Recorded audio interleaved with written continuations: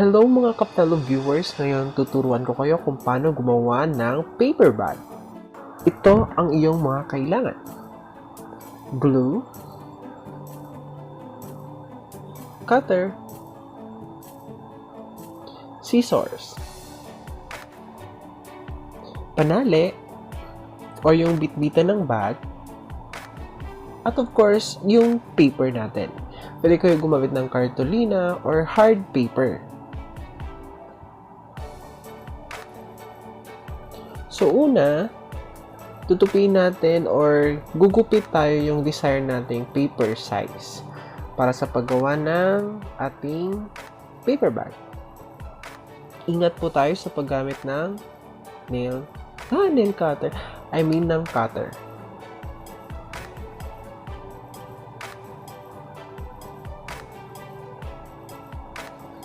Tapos, pag nakuha nyo na yung gusto nyong size, tutupin nyo po siya ng ganyan.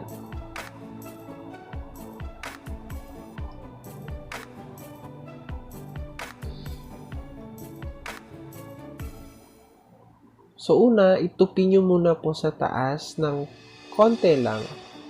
Ito yung sa pagbubutasan mo ng puncher para dun sa hawakan ng iyong paper bag. Kahit mga 1 inch lang po na fold sa taas. Tapos, yan, ididikit mo siya. Using, of course, glue.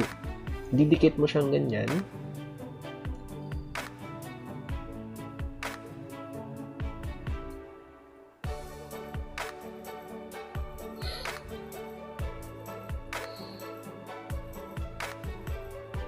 Then, spread nyo na yung pandikit.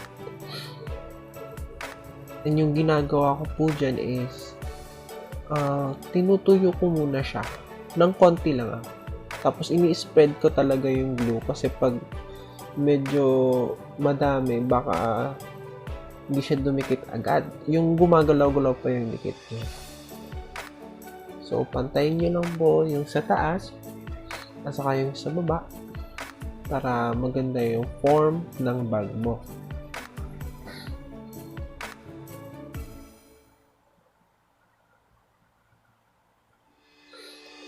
After nyo madikit, i-fold nyo na po siya ng mabuti. I-fold nyo siya.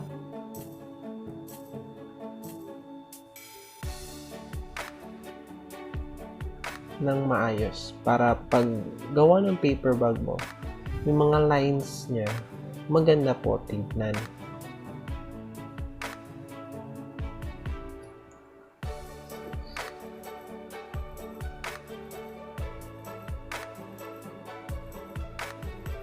Tapos doon po sa for the bottom, gagawa kayo ng, di ba, sa ilalim ng paper bag parang may bottom.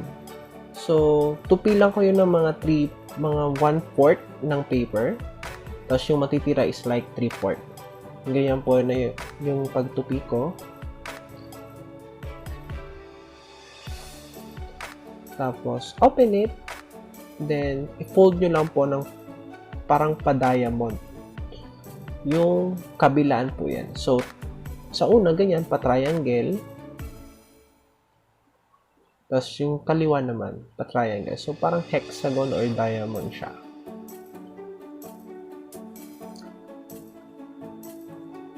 Tapos, tupin nyo po ng mabuti. Tapos, make sure yung lines is pantay po. Yan po na lines para maganda yung sa bottom part ng paper bag nyo. Tapos, ipo-fold naman natin siya parang closing, kumbaga, sa bottom part ng paper bag. So, ganyan lang.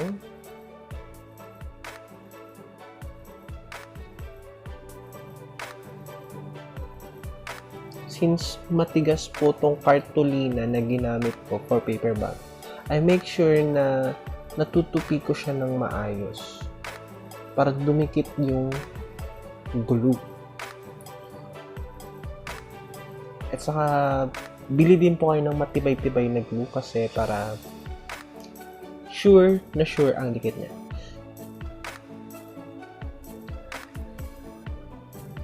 So, i-glue na naman ulit po natin. Doon lang sa lines, yan, na dinidikitan ko.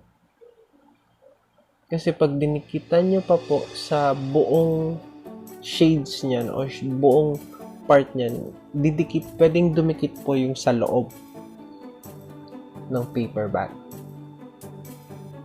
So, baka mahirapan ka mag-alis.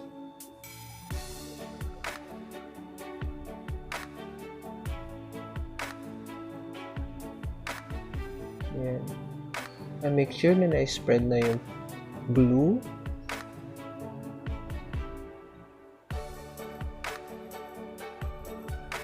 Ayan. Fold ko lang po yung sa taas.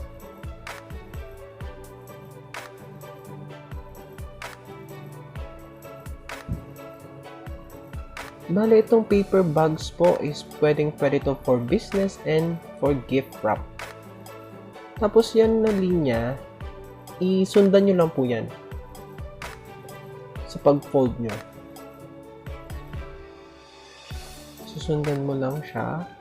And again, make sure dun sa bottom part po is dikit na dikit kasi baka mahulog yung mga gamit na ilalagay nyo. So, i-fold lang natin siya ng ganyan.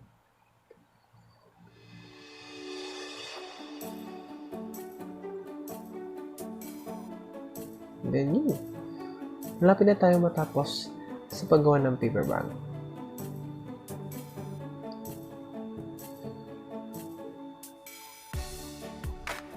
Then, open nyo lang po yung sa loob. Ayan.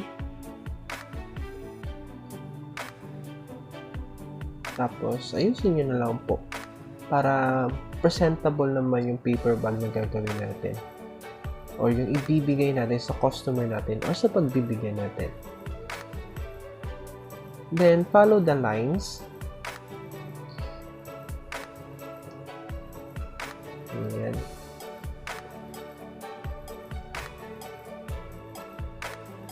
Tapos, ayusin nyo na lang po yung sa loob para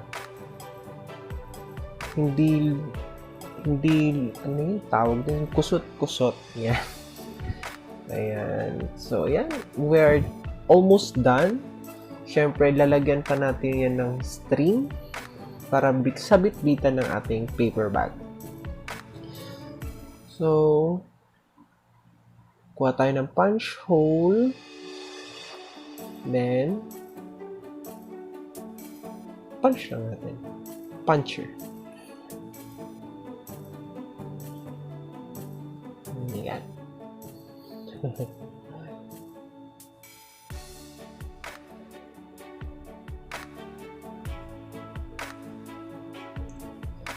Then, after that, maglalagay na tayo ng mga strings. Ayan. So, depende po yung haba ng string sa ilalagay nyo. Ako, almost, 6 inches yung, or 7, yung string lang. Yeah, we're done na po. At saka, matibay yan kasi gawang-gawa mo. So, double check mo yung tibay ng isang bag. So, that's it. Thank you for watching and I hope you like it.